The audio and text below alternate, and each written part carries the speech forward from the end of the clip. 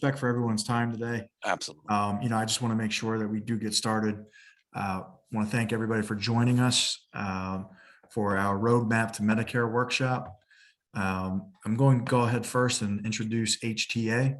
HTA is a Medicare and long-term care supplemental health insurance need shop down in Exton. I used to be on the board of NAFA with the respective owner, Tracy Russo.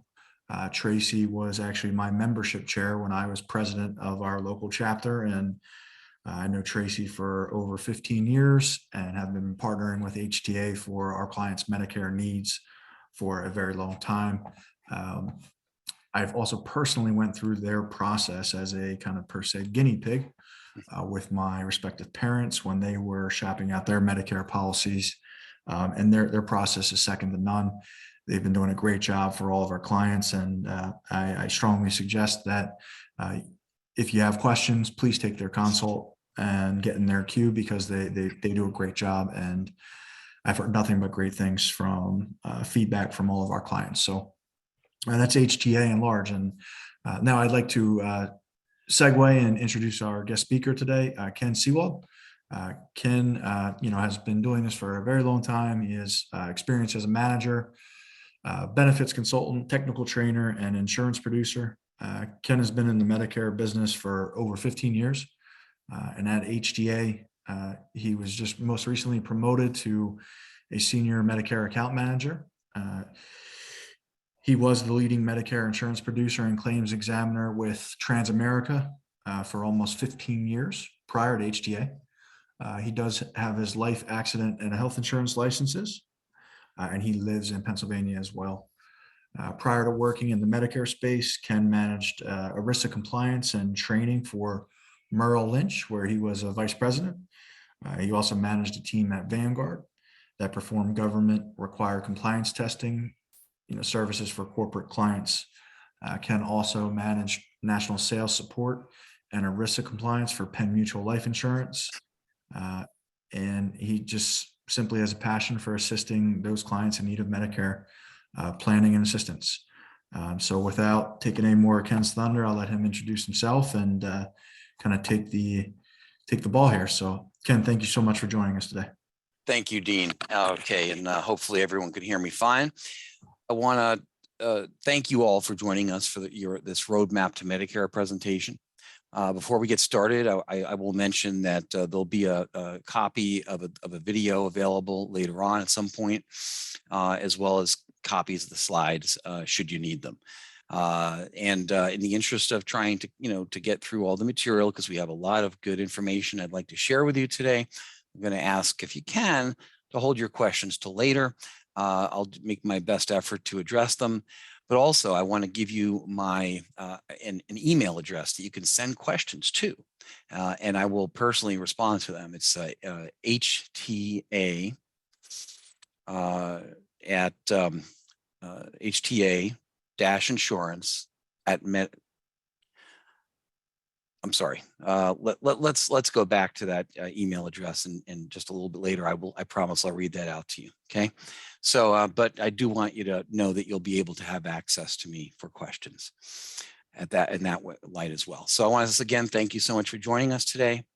And Dean, it's my pleasure to help everyone here better understand Medicare. Let's get right into it now. Okay. So the first question is, who is HTA? Who is HTA? We help simplify and solve complex insurance decisions, specifically as it relates to Medicare. Now, we have a nice comprehensive process. The first is going to be our Medicare onboarding services. That's going to start with your roadmap consultation. This is typically done prior to your 65th birthday or prior to retirement, where we're going to go over your timeline as to when is the most appropriate time to enroll in Medicare, and give you an overview of what that process looks like, what it costs, when we need to start taking action. The next point of contact we'll have with you is your Medicare Part A and Part B enrollment. We're going to help you when it's time to enroll in each of these parts of Medicare, providing you guidance and instruction and the forms you need to do so. Then we will assist you in understanding and choosing the right plans that are right for you. We're going to listen to your objectives and your budget and your goals. And we will talk to you about the various plan options that are available to you to help you make the best educated decision on what's meaningful to you. Once you go through our Medicare onboarding services, then you're eligible for our VIP support, ongoing support. You have us for your lifetime if you wish. We're there for you once you would enroll with us, if you allow us to help you with that. This is exclusively available only to those who have gone through our onboarding services. Unfortunately, we just don't have the capacity to help everyone with Medicare questions. And with 10,000 people retiring, turning 65, I should say, every day, that's a lot of people to help. So we're here to answer any of your questions as related to Medicare benefits and how they work. We will help with billing and claims inquiries, and we'll provide an annual review for you. So each year when you see those commercials come up on TV, it's time to choose your Medicare Advantage or prescription drug plan, you have deadlines.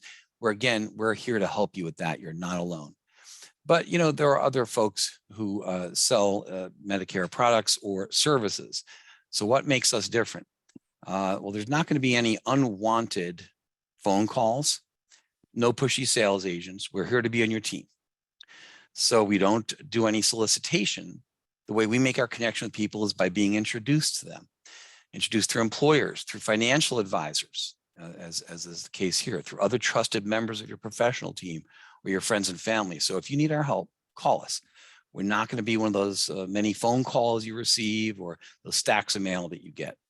We provide unlimited professional support, specializing in Medicare now for over 20 years, closer to 25 years. And we have access to over 35 different insurance carriers. So we can really help you make your best educated decision, and we can provide this assistance nationwide. Now, where we're truly unique is the fact that anybody you talk to in our office is a salaried advisor, including myself. They're not commission-based. So they're not getting paid to sell you something. Their job is to provide unbiased advice and support and no pressure to buy, but instead help you make your best educated decision into the programs that make the most sense to you. And guess what? This is a completely complimentary service. It's no cost to you. If you have family or friends that need our help, it's no cost to them. Anybody who needs help onboarding into Medicare, they can call HTA. Again, we're not going to solicit them, but if they want our help, they can call and we will offer it to them at no cost. So you may be thinking, okay, HTA offers all this service and not charging anything. How does this work? So let me be completely transparent. Our only request is that you allow us to help you with your paperwork. Because if you found our advisors that were talking in our office to you, friendly and easy to work with, when the time does eventually come for you to enroll in Medicare, at some point you will need to enroll in Medicare, then please allow us to help you fill out the paperwork for you, because that's how HTA gets paid by the insurance companies to do so. So the good news to you is you don't pay any more for the insurance by enrolling with us. You just get our assistance. And if you went directly to the insurance carrier, you would pay the same amount of money as by using our help. So it truly is a no-cost service to you. Okay, so enough of the commercials. Let's dive right in. What is Medicare? Medicare is the health insurance that becomes available to you, friends, family, once you turn 65. You may become eligible earlier than that if you have Social Security disability or any kind of end-stage renal disease or permanent kidney issues. However, many people don't realize that Medicare has nothing to do with normal retirement age. That's a term you hear. Normal retirement age is the age you are when you become eligible for your full Social Security income benefit. But 65 is the age when you become eligible for Medicare. So at age 65, you have a decision to make. Do I enroll in Medicare, like the literature all tells me to do, or do I have a valid reason to defer my Medicare for later? And many people do. I would first like now to start off by talking about the Medicare benefits and costs. I'd like to give you an understanding of the different parts and pieces, A, B, C, and D, what they cost and what they cover. So that way you can have a little better of an idea as to what to expect in retirement healthcare benefits, what your options are, and what you should prepare for your budget. So when you're choosing your Medicare insurance, you're going to need certain parts and pieces to make up comprehensive healthcare and retirement. Okay, you're going to need, first of all, you're going to need Medicare A and B, and you enroll through these through Social Security for that, Social Security Administration. Then you're going to need something called Medicare Part C and D, And this is offered by private insurance companies. And HTA can help you find a variety of different insurance companies and plan options to choose from when the time is right. So you would enroll through HTA on these. When it comes to the C category, there's really two choices here. We can do Medicare Advantage, which are the plans you see advertised on TV, the all-in-one alternatives to original Medicare. You've heard the ads, seen them. These include prescriptions, dental, vision, other services. Or you can do a Medicare supplement plan, which sits on top of your Medicare, and it's more of an a la carte program where you choose your medical benefits, your prescription benefits, your dental, vision separately, all separately, and you would pay for each one individually. So regardless of which of these options you take, you will be paying your Medicare Part B premiums. They don't stop just because you're going with the alternative option. Now the Part D coverage, I'll go back here. The Part D coverage, this is your drug coverage. So when everything's said and done, you're going to have Medicare A and B. You're going to have some form of Medicare C, and you're going to have your D drug coverage. Now let's walk through each of those pieces. Now, when I think of Medicare Part A, I think of A for admission into the hospital. If I am admitted as an inpatient into the hospital, that's going to fall into Part A, Medicare Part A. And that does not have a cost, provided that either you or your spouse has worked a minimum of 10 years and paid Medicare taxes. Cumulatively 10 years during the course of your life and paid taxes, either you or your spouse, Medicare Part A will be free to you. So A is for hospital inpatient. Now let's talk about B. B is for medical outpatient, medical outpatient. Yes, go ahead. Hello? No, okay. All right, so we can do questions later then. All right, so again, so we're talking now about the Part B. Anything you're not admitted into the hospital for typically falls under Part B. So things like doctors, specialists, labs, x-rays, MRIs, surgeries, chemo, even things you go to the hospital for, but you're not admitted, such as an ER room treatment, or you're in the hospital for observation, all of that is considered outpatient. It falls under Medicare Part B.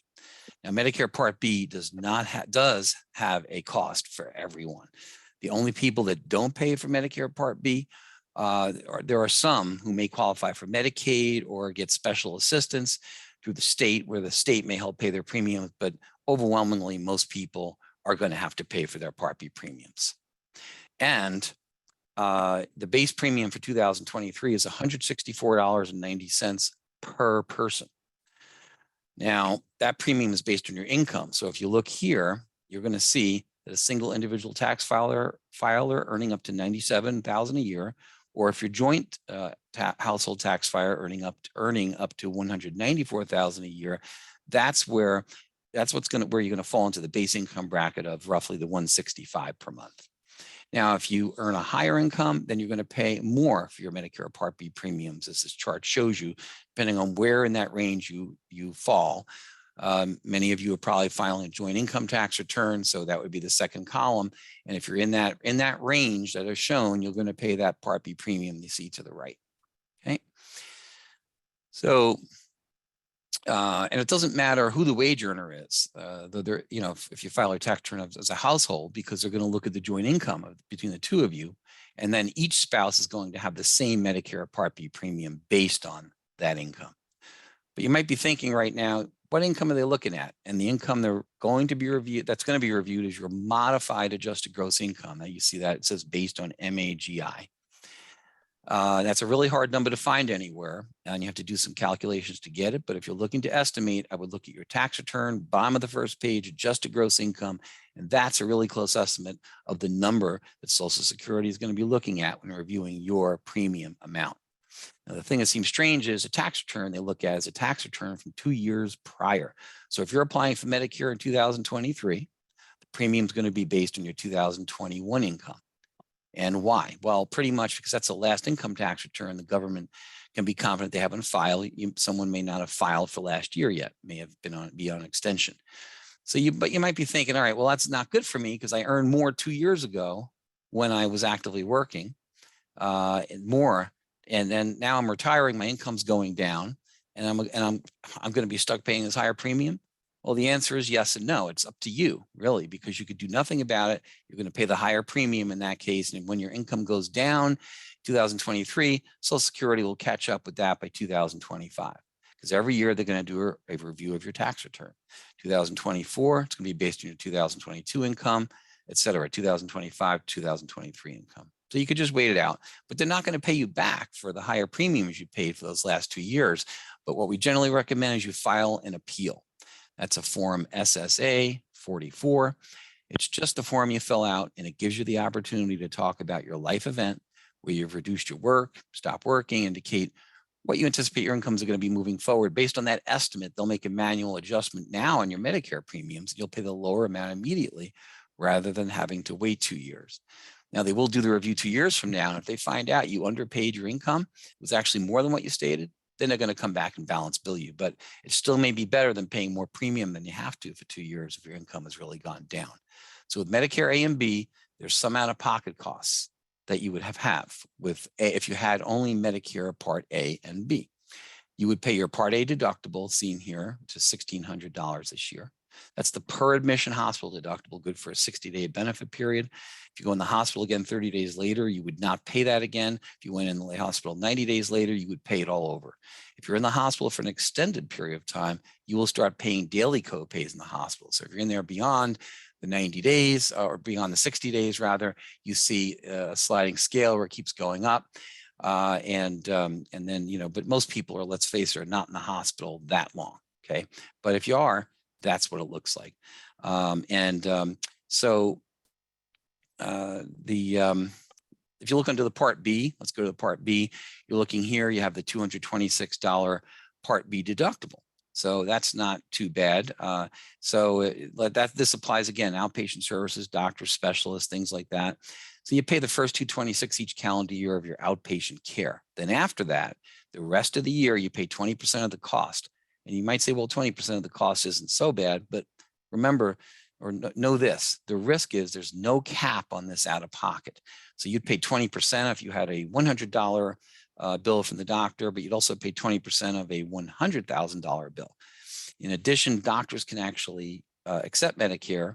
Of course, by the way, 99% of doctors who are not pediatric doctors accept Medicare. Yet they do not have to, in 42 of the states, Pennsylvania is not one of these, but in 42 of the United States, they do not have to accept, the doctors do not have to accept the Medicare assign rate for their services. So they can accept Medicare as your insurance, but they can charge you more in that case than what Medicare says they're allowed to charge. In fact, they can charge up to 15% over and above the Medicare allowed amount or rate. And of course, Medicare is not going to pay that. So that would be your responsibility, and Medicare does not have benefits built in for this, right? Or also for foreign travel as well. If you look there, foreign travel, you would be responsible 100% for.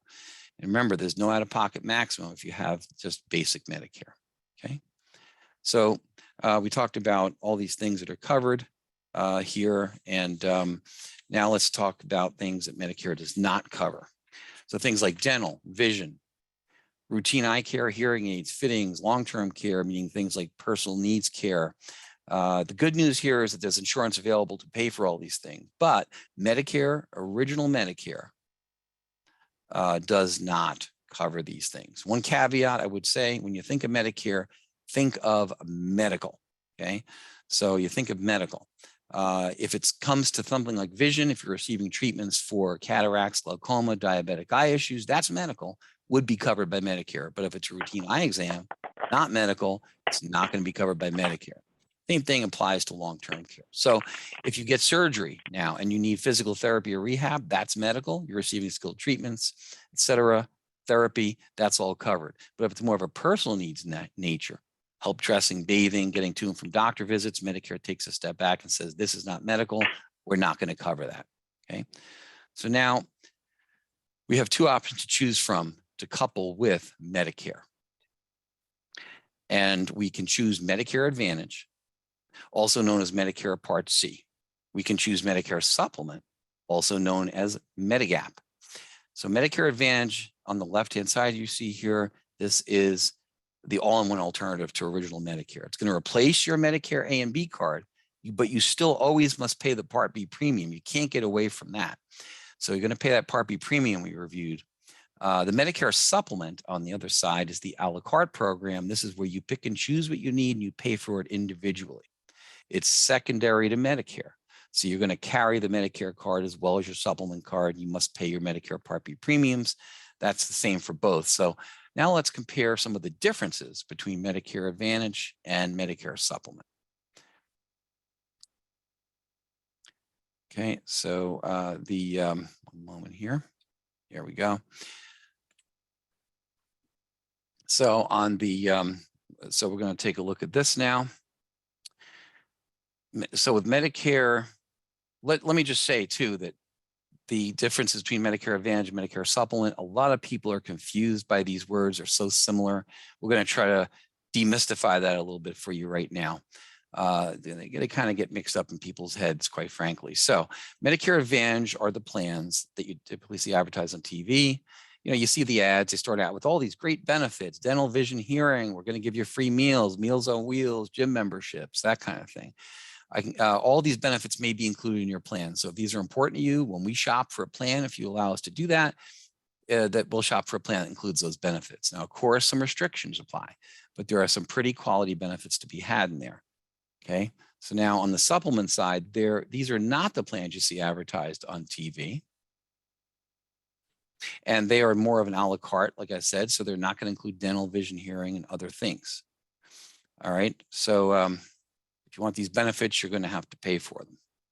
So the next thing, let's take a look at premiums and costs. The Medicare Advantage tend to have lower premiums, typically between a zero premium and up to $150 a month, many even $50 a month. RX benefits are included, so you do not have to get a separate standalone Part D plan. You do have, though, higher out-of-pockets with these plans, up to $8,300 a year in network. So that could be that, it's a much higher out-of-pocket. Now on the Medicare supplement side, you tend to pay a higher premium to get the coverage. So you could, it could be anywhere from on average between $100 and $250. Here you have to purchase a separate prescription drug plan, but you do tend to have much lower out of pockets. Typically, they're going to limit it to under $300 a year. So that's very, very good. Okay, so now with the Medicare Advantage, I just want to mention that why are so many of these plans so low premium or zero premium? The federal government is actually reimbursing the insurance company for handling all the claims for them, whereas the original Medicare is handling claims more directly. So that's why the insurance companies can charge so relatively little for the Medicare Advantage plans. So they're taking over responsibility for you in that case. So they're going to get money from the federal government, so there's no need to charge you, and they can include the prescription benefit at that cost too. So you virtually get a Medicare Advantage plan for free in that case. But when you receive your care, again, you're going to pay more in medical expenses. And we talk now about the costs of these as they compare. Let's go ahead and talk about access to care now. The Medicare Advantage plans all have networks, either a PPO, an HMO, or PFFS. Managed care also comes with prior authorizations and limits on where you can go, who you can see. So, it is managed care. So that's the important thing to know about Medicare Advantage. And PPOs, of course, you can go out of network but pay higher amounts. The doctor in you are not in charge here necessarily. That the insurance company has a lot to say about your care. Okay. Now on the flip side, the Medicare supplement ones, the ones that cost more money, they don't have network restrictions. And again, 99% of all non-pediatric doctors accept Medicare. So you should have a full range of doctors with the Medicare supplement to see anywhere in the United States. Since there's no managed care, you and your doctor can make the most appropriate medical decisions for your care needs, and you're not going to run into those prior authorizations or limitations necessarily. So you might be thinking, okay, I'm young, I'm 65 and healthy, and I love the idea of these extra benefits. I love the idea of the lower no-cost premiums, and it includes my prescription plan. The networks aren't too much of a concern for me. I live in a pretty populated area, lots of doctor selection, network selection.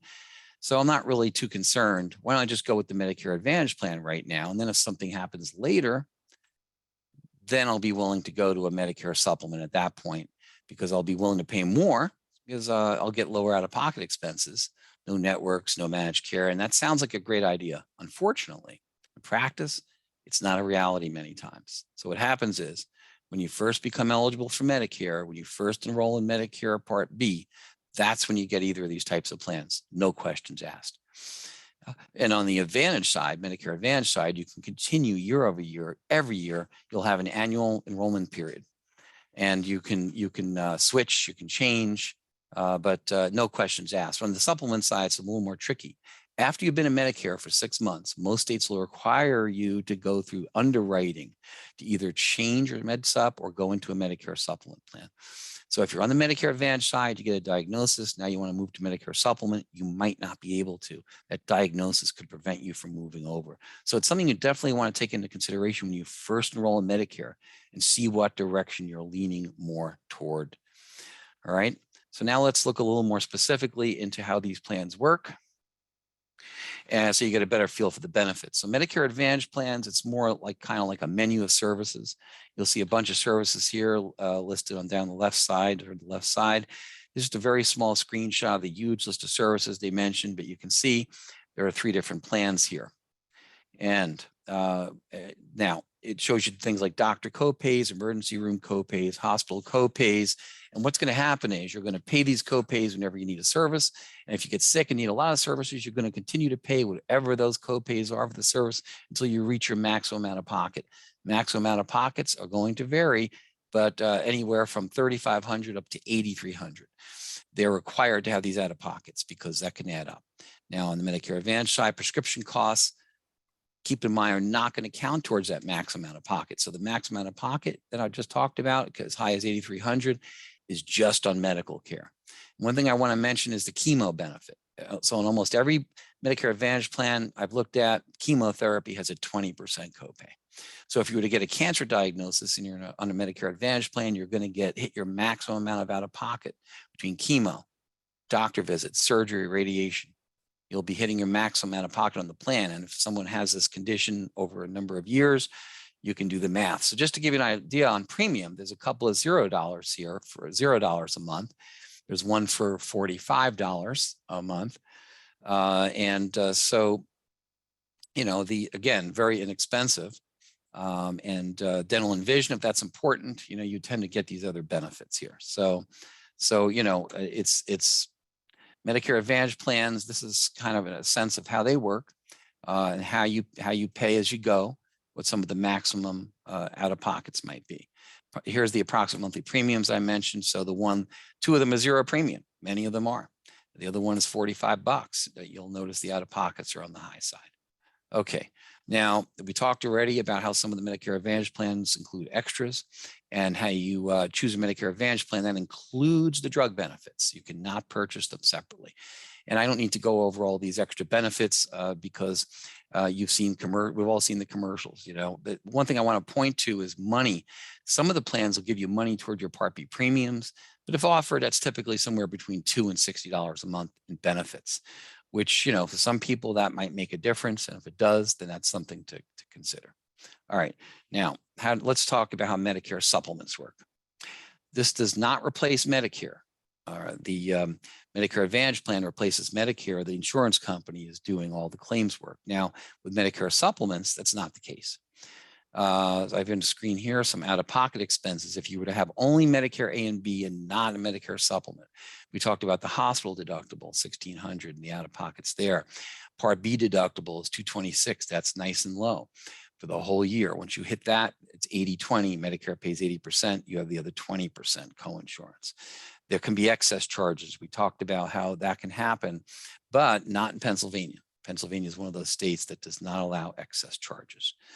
The out-of-pocket maximum, again, no cap, and foreign travel emergency, you would be responsible for all of that with just basic Medicare. Now, there are only 2 plans where if your doctor charges excess charges, that it will be covered, and that is plans F and G. Those are the only two. If you look down the column here in Plan F, you see that you'd pay $0 for everything. Now I should mention here that if you turn 65 after, starting to 1/1/20 or later, the Plan F is not available to you. So the Plan G is going to be the best plan for most people who come into Medicare now. Not everyone, but again, if you were age 65 prior to 1/1/2020, you can still get a Plan F. Plan G, though, it's still not bad. Your only out of pocket is really the $226 between Medicare and your supplement plan. On the Medicare approved charges, you will have $0 out of pocket. And it also has both of these plans also have foreign travel emergency benefits. There are a couple of lesser plans, like you see high deductible GF and a Plan N. These plans are there if someone whose budget they either don't, they're fine for covering out of pockets, into the thousands perhaps, or but then they want to have great Medicare supplement coverage, or because they can't afford a higher premium. But most people are going to go with a Plan G for covering these inpatient, outpatient expenses that Medicare leaves when you're on original Medicare. Okay.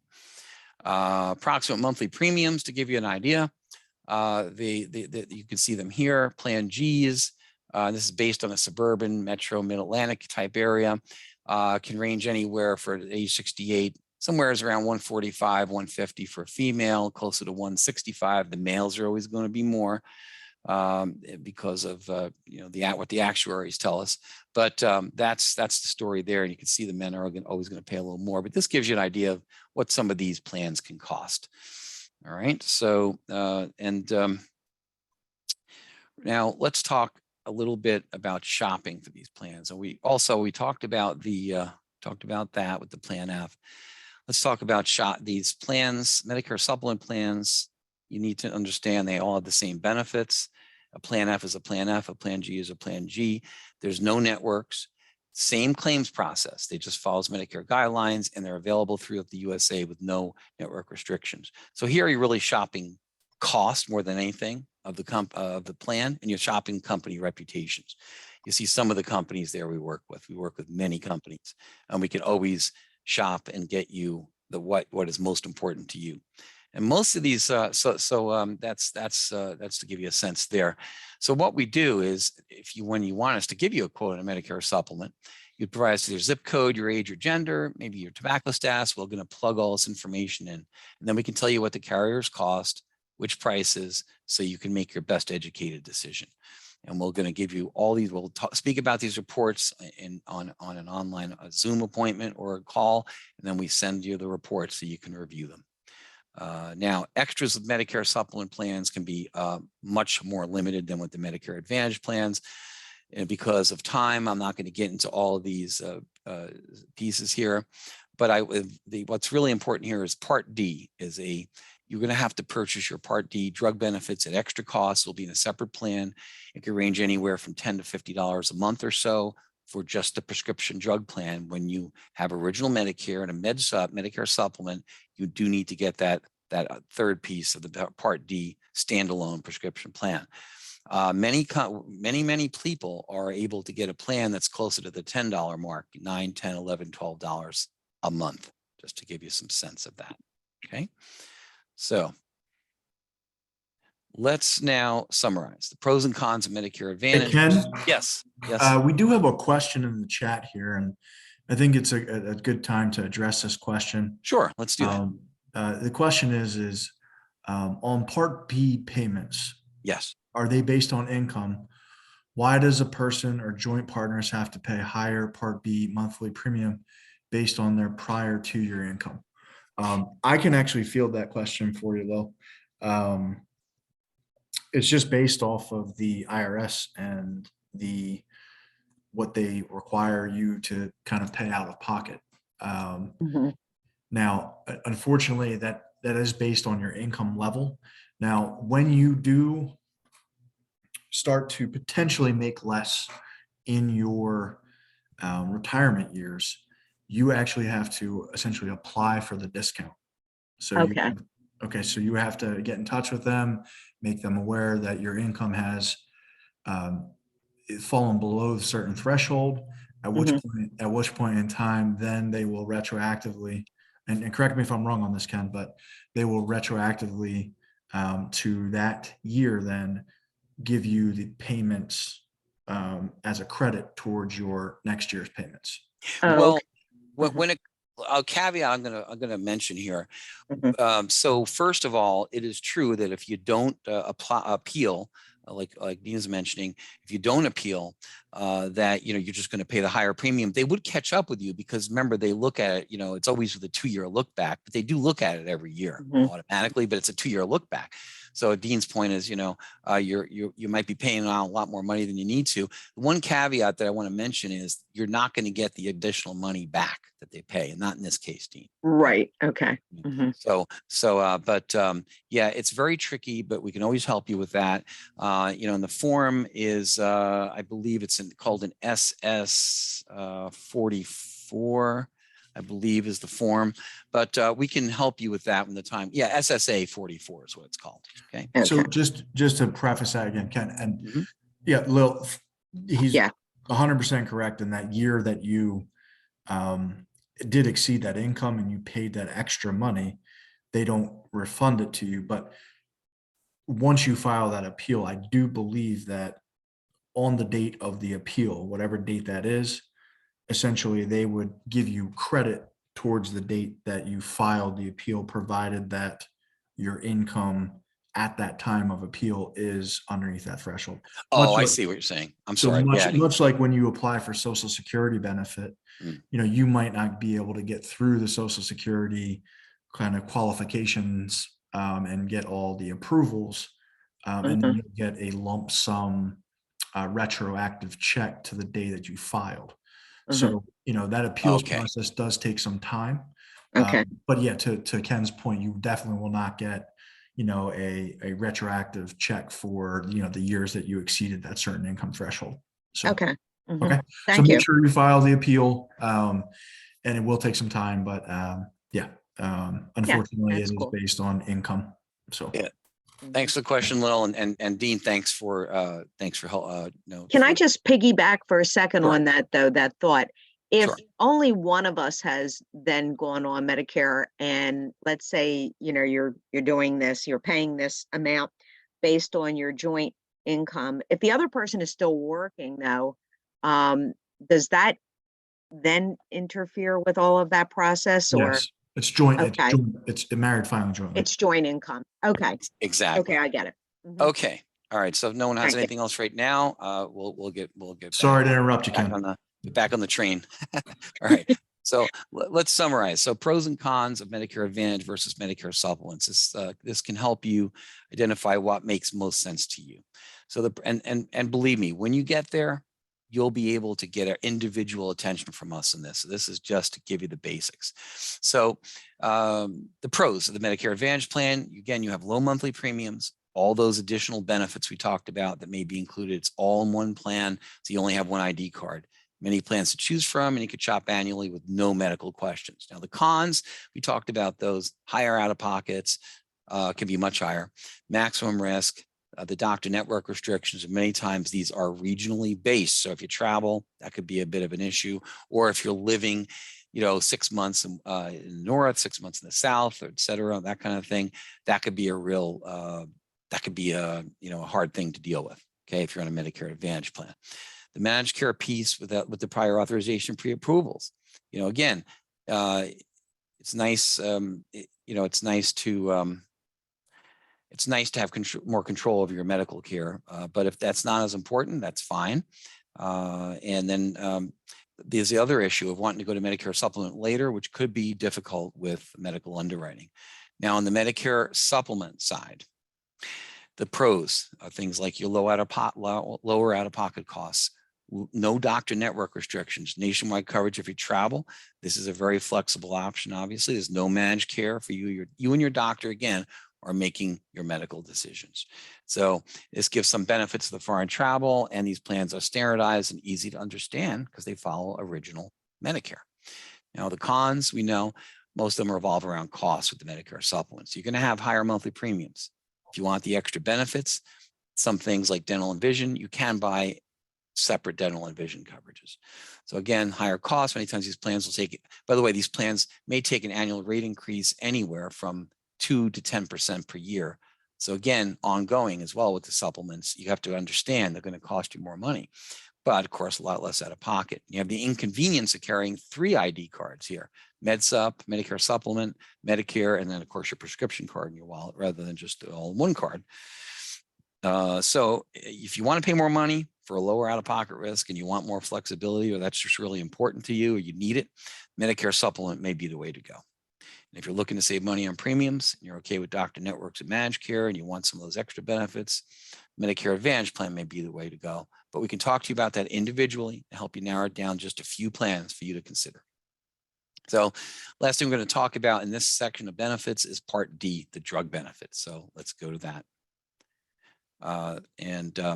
With Medicare Advantage plans, you're going to purchase a plan that includes the D benefits. Medicare Supplement, again, this will be a standalone plan. The average standalone plan, the government tells us, is about $31.50 a month. That actually recently increased to $33 a month. That's just a national average. It's a hard number to read to find anywhere, but that's what that's the range of what it is. Now the deductibles and copays can vary by plan. Plans cover different medications, one from the next, and plans may rank a given medication in different tiers, one plan to the next.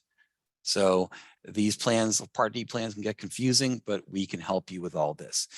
In order to help you, what we will need is a list of your medications, including dosage and frequency, the name of the pharmacy where you go, and we provide a report showing the anticipated monthly costs of your medications, running them all out for the year.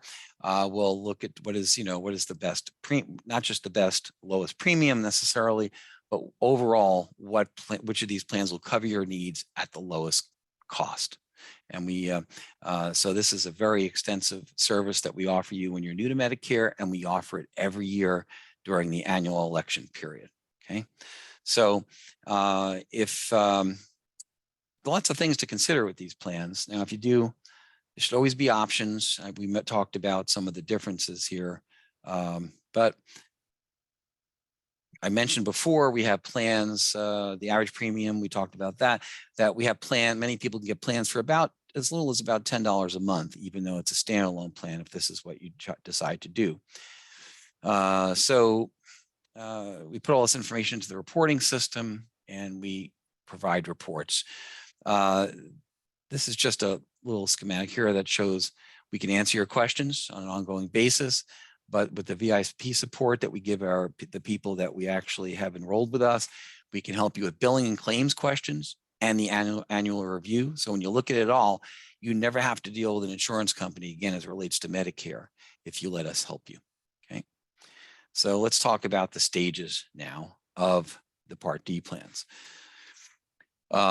These are just standard stages. Some plans may not have a deductible, but if it does, their first stage is the deductible phase, where you're paying the total retail drug costs. This is it can be a max of $505. Now, if the total between what you pay and your insurance company pays for medications is once it's over the deductible, now you're in the before gap stage, up until, I should say, the total costs, retail costs reach $46.60. Now you're in the copay or co-insurance phase. You're paying a small copay. Maybe it's $10, $20. Maybe it could be 27%. If you go beyond that, once you reach $46.60 and above, now you go into something called the coverage gap. Some people refer to this as the donut hole. So, generally speaking, if you reach this stage, that means you probably have some expensive medications. You may have a bunch of medications. Maybe you have all of the above. Now it's going to, you're going to pay a much higher percentage. You're going to pay actually 25% of the cost of any of your prescriptions during the donut hole. And if you ever reach $7,400 in total cost, that's the after gap stage, also called the catastrophic coverage level. Somebody has a sense of humor in the government. They say, okay, this is, you have had a rough year and had to pay a lot of medication costs a year to get to that level, but the catastrophic coverage level It's not a very politically correct term when it comes to someone who's just had to spend all this money out of pocket. But when you get to that stage, you're only going to pay 5% of the cost of your drugs for the balance of the calendar year. Keep in mind, right now, there's no maximum out of pocket for prescription drug costs, even when you have one of these prescription drug plans. But I also want to mention something called the Inflation Reduction Act passed last year, had all sorts of provisions, but there was one that actually is good for Part D plans. And it's going to cap the intent of that act, Inflation Reduction Act, is to cap your prescription drug out-of-pocket cost at $2,000 a year by year 2026. Okay, so that's a very good development, because right now, for many people, the highest out-of-pocket, if they have good coverage, the highest out-of-pocket they're going to have could very often be the prescriptions. So if that can be limited to 2,000, that's huge. I wanted to focus on that. Now, the last thing I want to talk about with Part D plans is Part D IRMA. So IRMA is someone you do not want to meet, but if you do meet her, you're gonna know it. So Part D IRMA, this should look familiar to you. But this is a IRMA where it applies again based on your income. You may have to pay some additional premiums. Now, the premium you always pay to the insurance company offering the Part D. The IRMA is paid to the Social Security Administration. Okay, so that's how that works. But if the IRMA applies, it's again same for each spouse based on let's say you have the joint income. It's based on MAGI, modified adjusted gross income, and tax return. It's very similar. It's just a different charge only for Part D. Okay. So now let's take a look and see what you expect in costs for Medicare. And we will provide a report that looks very much like this for everyone we help. Okay. So in this example, you'll see that this is for people in the base income bracket of $164.90, because that's what they're paying for Part B premium. And if you look at the supplement plan, the premium that we have here is a representative premium of about $145. The Medicare Advantage plan, of course, while they have higher out of pockets, this one happens to have a zero premium plan. So on the Medigap side, we have a prescription plan drug cost because you need a separate one. So this is $12 in this example. Again, you're not paying anything extra for the prescription costs in the Medicare Advantage plan. So that's a zero. So when you come down to the bottom, you're paying anywhere from about $165 with a Medicare Advantage plan up to about, and these are good rough numbers, about $350 a month, depending on how you design that program. Okay. So this gives you some ideas about the difference between the costs of Medicare Supplement and Medicare Advantage. This is putting some numbers to what we were just discussing. So now let's go all the way up to the highest income bracket. And we can see here the insurance prices didn't change.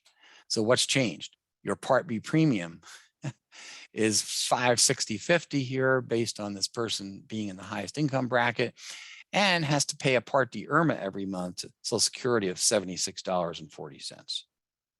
Ouch.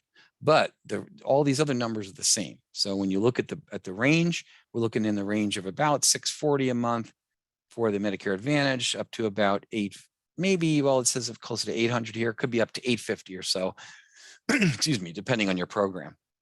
But now you know a little bit more about Medicare and how it works. Let's talk about when you do and do not have to enroll in Medicare. This is important. So this is where we truly feel we can be helpful to you at another level, because we can help you cut through all the Medicare confusion. As you approach your 65th birthday in the business called T65, it's when you're basically 64 and a half and you get put on all kinds of marketing mailing lists. If it hasn't happened to you yet, you know other people it has happened to. You get tons of phone calls, lots of mail. You can put them in the fireplace for kindling. You get so much of it. So you're going to hear things like penalties, you must enroll, deadlines, and maybe you're thinking, do I really have to go on Medicare when I turn 65? What if I'm not going to retire yet? And then you may be wondering, can I defer or put off Medicare A and B? And what are my options? So that's where we request, reach out to us. When you're at 64, heading towards 65, we'll help you walk through all this confusion. You don't have to pay attention to the stacks of solicitations you'll get this way. And we'll let you know what to expect moving forward, as well as your timeline will really help you plan your Medicare transition. So is Medicare automatic? And that's really going to depend. It's going to depend on if you're collecting Social Security. Because yes, if you're collecting Social Security, Medicare is automatic, and they're going to enroll you in at A and B. So maybe you're a stay-at-home spouse, maybe and it made sense for you to start collecting Social Security age 62. Well, in that case, you're going to be automatically enrolled in Medicare. When you turn 65, and if you find out you have a valid reason to defer it, then you can always return the Part B, so you don't have to pay for it, but you will remain enrolled always in Part A, which is the free part. So big deal. Once you enroll in Part A, you can't disenroll. Part B, you can disenroll from. If it happens in this case, in that example, you would return the card and say, I do not wish to enroll in Part B at this time. You need to do it right away, but then they'll disenroll you from the Part B. Now, if you're not collecting Social Security income, you will not be automatically enrolled. If you want to enroll in A and B, you would have to take positive action to do so. If you find out that you have a valid reason to defer and it makes financial sense to you, you can simply do nothing. Don't enroll. That's how you defer by default. But do your research first, because the consequences can be pretty steep. If take a look here, but they can be pretty steep by not enrolling.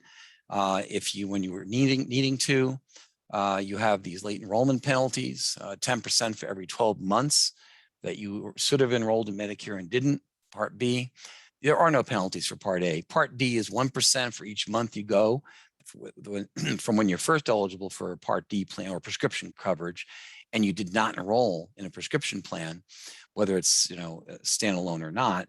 1% for each month is 12% a year. So if you went 5 years because you weren't taking meds, you weren't paying attention, you're going to owe a 60% permanent late enrollment penalty when you start that Part D plan. So these are the reasons why you need to plan this stuff.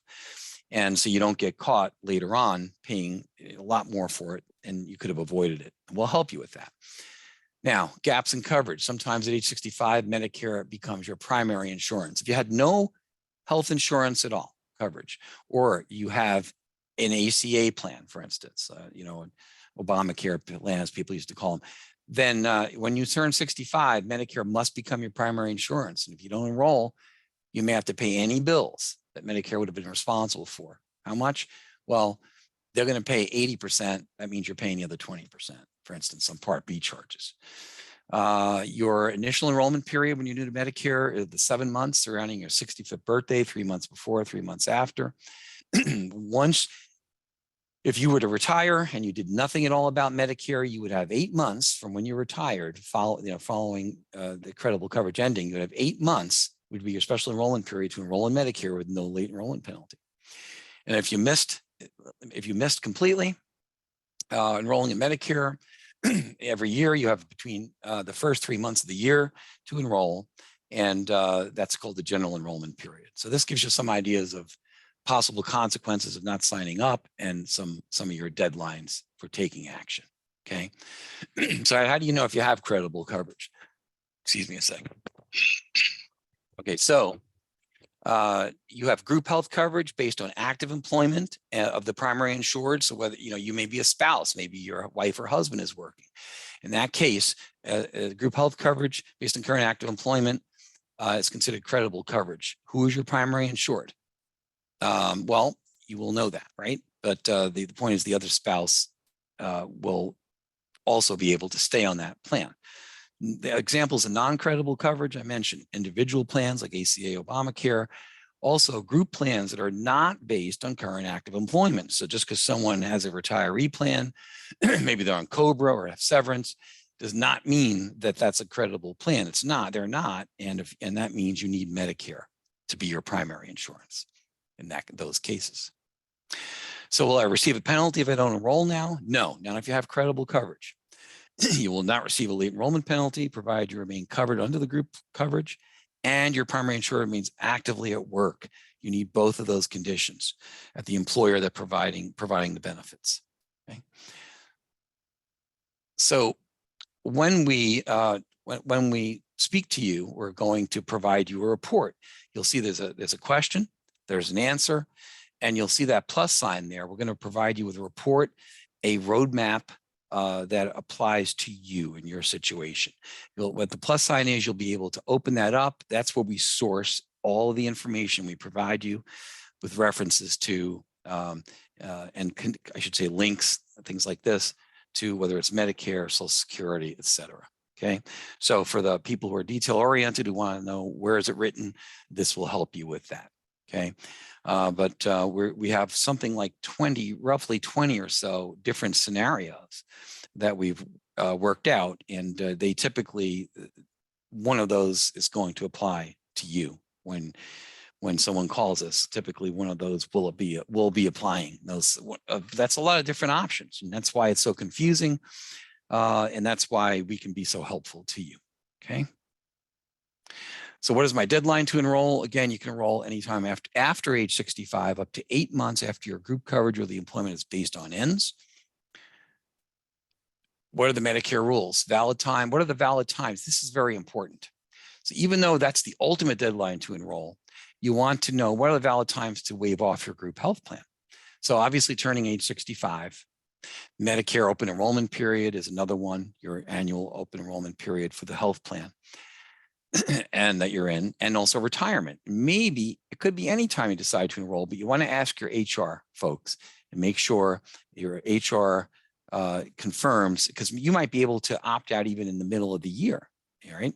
For enrollment in Medicare. And if that's the case, usually it's the insurance company that provides the health insurance that determines this but the HR folks typically know the answer to this and can assist you. And in many cases, you might be able to opt out of that health plan, even if you're in the middle of the year, in which case you can get going with Medicare sooner rather than waiting to one of those other times, such as open enrollment for the health plan. Okay. Now,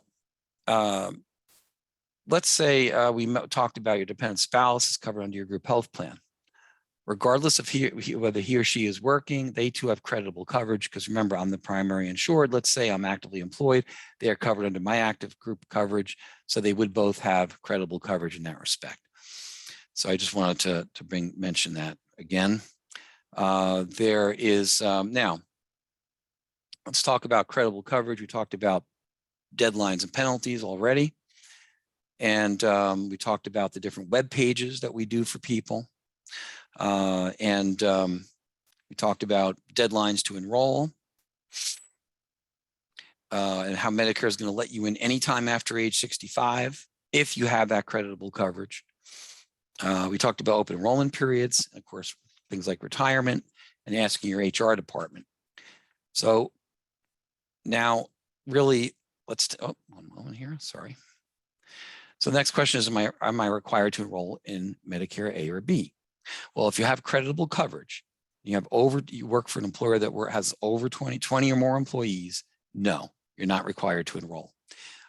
If you do not have creditable coverage on the right-hand side, such as ACA, you have an ACA plan, retiree, COBRA, we talked about that, that's not creditable, then yes, you are required to enroll in Medicare at age 65 in those instances.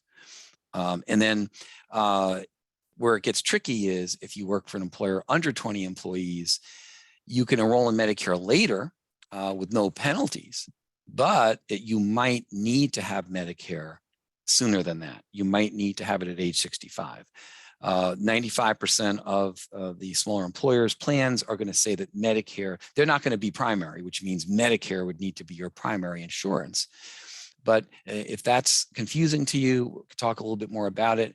We can do follow-up questions, but also, if you work for an employer with under 20 employees, it's definitely you want to speak to us because we can help walk you through it. Give you all the questions to ask your employer. You would need to get it in writing. If an employer offers you a plan, they have under 20 employees, you're on their health insurance, and they say, yeah, we'll continue to be your primary insurance. Make sure you get that in writing if that ever comes into play for you. Again, if it's 20 or more employees for the employer that you or the spouse is working for, this is a complete non-issue because your health insurance then will be primary, and that allows you to defer Medicare for as long as you both work and are employed by that work and are covered rather by that employer's health insurance. Okay. So we really covered all day some of these next few slides. Over 20 employees, no, you don't need Medicare to have full coverage. Your choices are to keep your group health plan and don't pay for Medicare, or you can enroll in all parts of Medicare and not pay for the group health plan. Why might you want to do that? Well, there's some rules of thumb, but generally speaking, if you figure out your premiums out of pockets and they're less than $350 a month, or then generally speaking, you're going to be better off staying on your group health plan. But if it's more, then or if it's getting closer to that for you or your spouse, then it may be you may be better off getting off the group health plan. You can still work, but getting off the group health plan and being in full Medicare. Okay, so it all depends on. You're going to look at your group health costs and benefits, premium and out-of-pocket expenses. And actually, I said 350. It's more like 3,600 a year. Now, as being sort of a general number we tend to look at. These are just general guidelines. They're not, this is not an exact science. But if the group costs are lower, if you annualize it, group plan is more cost effective, probably. Then the group costs are higher, then you might want to consider Medicare. And that's when we really should have a discussion about that. Now, also keep in mind, dependent spouses may have higher costs, making Medicare more attractive. Okay, so do I defer A and B or Part B only? You can enroll in Part A at any time without penalty or deadline, as long as you qualify for the premium-free Medicare A. One thing is, if you're going to, you can use the savings.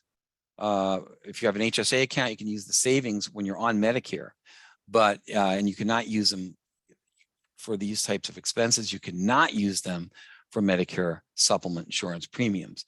But something very important, if you wish to decide you're going to continue working, you want to defer Medicare, but you want to enroll in Part A, because a lot of people get this instruction. They hear about how you should enroll in Part A and defer Part B. Well, if you are contributing to a health savings account, you should not enroll in Part A. You need to defer that. Okay. And if so that's a very strict rule and it's something to keep in mind if that is your situation. So now, since you have credible coverage, this is again over 20 employees. This is an example of a customized roadmap report. Your primary insurer remains actively working. You are covered under the group health plan. The employer providing health insurance is more than 20 employees. Since you have credible coverage, you are not required to enroll. However, if you do not have a health savings account, we do recommend you enroll in Part A and defer your Part B. You'll have you might as well enroll in Part A. You'll be a more efficient enrollment when you eventually do get out fully on Medicare in that case. Okay. Let's see. Now, if you enroll after 65, though, this is where you need to be able to show you have to prove creditable coverage. And there's a form for this. It's called an REI form. We would provide this to you. Let's say you're age 68. You and your spouse are 68 or so, and you've deferred both A and B of Medicare, or maybe you've enrolled in A but deferred Part B. You need to show that you had coverage since you turned 65, so that this way Medicare will know that you cannot be penalized, and because that's the whole point of creditable coverage. It's at least as good as Medicare, and that means you did not have to enroll, and that means these late enrollment penalties don't apply. But this is the golden ticket. Medicare is going to require proof. If you work for more than one employer since 65, you would need to get an REI form from each employer. But this is a form that will be filled out separately for each spouse. And if both of you are under the same plan, there'll just be two of these forms from that one employer. You take it to HR, and this is what it shows. Okay, so if you're under 20 employees, let's look at this one real quick. Your primary insurer tends to remain actively working. You are covered under the group health plan. The employer providing health insurance is less than 20 employees. Do I need Medicare to have full coverage? Again, yes. As it says likely, but it's in 95% of the cases, the answer is yes. Okay. Once you turn 65, your group coverage will become secondary in 95% of the cases. Medicare then will become the primary insurance. If you do not enroll in Medicare in this situation, you may not have full coverage. You would just have an so in other words, if you have a health insurance plan, you could have a lot of out of pockets. That would be a big mistake. Okay, so this talks about the choices. You can keep the group health plan as secondary and enroll in Medicare A and B only, or enroll in all parts of Medicare and don't pay for the group health plan at this point. We can help you through each of these scenarios and more. And there are some questions that you can verify with your employer. If this is the case, you are all going to have access to these slides. So in the interest of time, we're going to move on. These are some different things you should consider if you're under 20 employees. And we talked about this. Most plans will require you to have Medicare A and B, even if you want to keep your group plan in these smaller plans with smaller employers. And then there's a break-even analysis here of 2,400, where if your group costs are lower, the group plan, then that amount, your group plan may be more cost effective. Group costs are higher. Consider enrolling in Medicare. We talked about dependent spouses. Now, what about my age 65? Under age 65 spouse. Let's take a look at that. So it's really going to be the same thing. Okay, you have, are you required to enroll in Medicare if it's creditable? No. If it's not creditable, yes, and maybe here as well. So it's really the same thing. Now, non-creditable coverage examples, we talked about that. These are the types of plans that are not creditable. So if age 65, don't think your Affordable Care Act plan is going to cut it. It's not, you need Medicare. Will I receive a penalty if I don't enroll? Yes. Will Medicare be my primary insurance? Yes. You can keep the current plan, secondary, or enroll in Medicare, or enroll in Medicare, don't pay for the current health plan. If let's say you have a COBRA, or I'm sorry, retiree or severance as an example. When to enroll? If you're already on non-creditable coverage before turning 65 in 3 months, then you're going to have the standard 7-month period wrapped around your 6 months wrapped around your birth month when you turn 65. Getting on non-creditable coverage after 65 in 3 months, you retire when you're over 65 and your employer offers you COBRA retiree severance. This is when you'd be getting on non-creditable coverage. When to enroll, IEP is 3 months before, we talked about that, 3 months after. And you have a special election period of 8 months after coming off coverage or leaving employment. We talked about that earlier. So we're going to cover all of this, I promise you, when you are reaching these situations. Now, what I want to do is talk about taking action. When you are ready to enroll, we're going to ask that you contact us. We provide customized instruction and timelines on how to defer or enroll. You can defer both A and B, deferring Part A, B only, whatever the different. You have a whole bunch of different scenarios here, and what we want you to know is that we're here for you. We will always document everything we say so that you'll be able to review. If you come to us late in the game, we can actually help you do it all in one phone call or one appointment, but it's better to plan in advance. Call us when you're getting closer to 65. We'll have a meeting. We'll talk when you get closer to 65. Your needs may have changed. Your thoughts may have changed. We'll adjust accordingly. We'll help you adjust your plans, help you get the best plans for you that suit your budget. And then, then we'll get you started right on Medicare, and we'll keep you right year after year. So now, just to recap, that was a ton of information, but I want to thank you for your time today. These directions can be changed from time to time, and what you are looking for in some of these plans may change. That you can see why planning when initially is so important. But we'll always be there for you if you want us to be. All through the years, we can help you year in and year out. I want to thank you for taking time out of your busy schedule here today to learn a little bit more about Medicare. We would love the opportunity to talk to you when the time is right. There's many convenient ways to schedule with us. You can go online to www.hta-insurance.com /schedule, or you can take a picture or scan this QR code, and you'll have access to these slides. Or see, there's different ways you can reach us. You can go directly to our scheduling page. You can also call or email our office with any questions.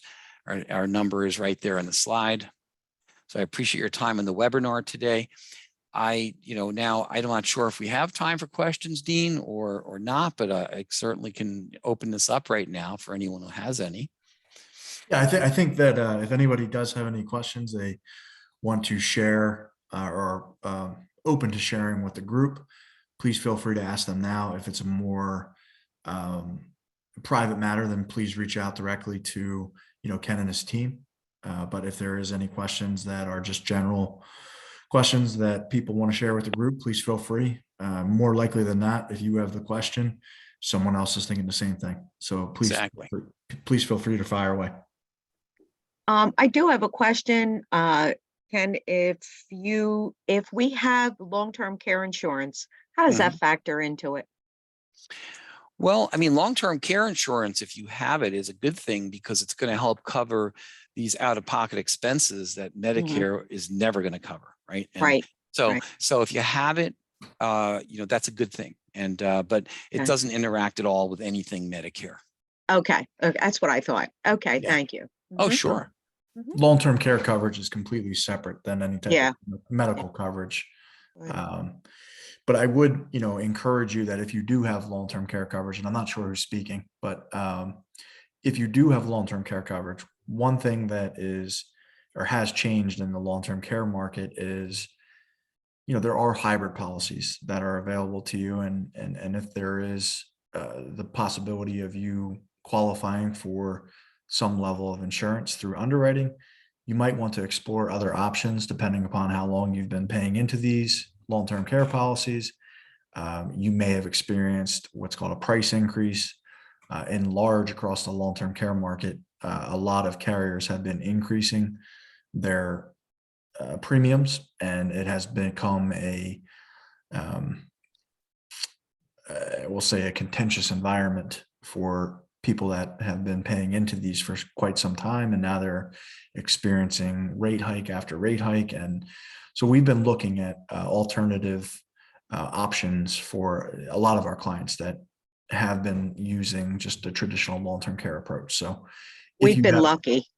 Oh, okay. Yeah, our plan is excellent, and they have not. It's been like 8 years, and we have not had premium increases. That is wonderful. So you are, if it is standalone long-term care coverage, you are an anomaly of a case. But all that being said, it is important to review those every single year with your financial advisor and or insurance agent, just to make sure that there isn't a better option out there for you.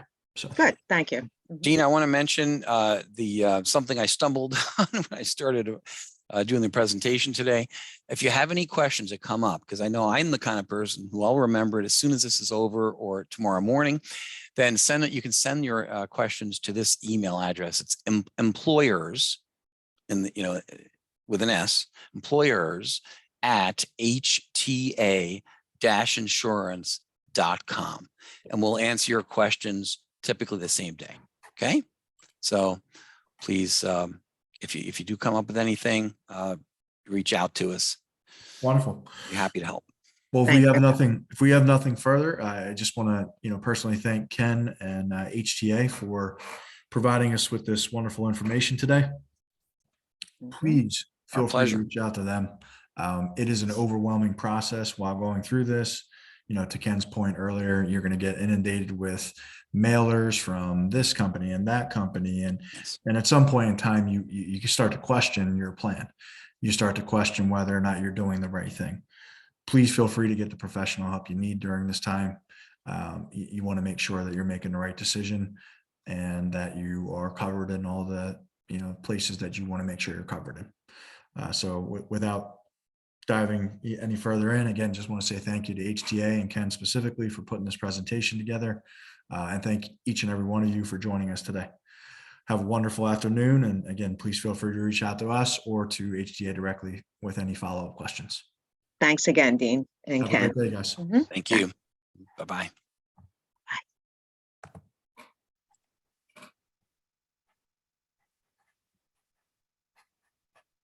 Ken, I think everybody dropped off. So again, this is just Dean saying thank you so much. And Thanks, Dean. pleasure working Yes. with you today. Give Tracy my best, and I sure will. we'll catch up soon. All right. Take care. Thanks, Dean. Thank you. Bye now. Bye-bye.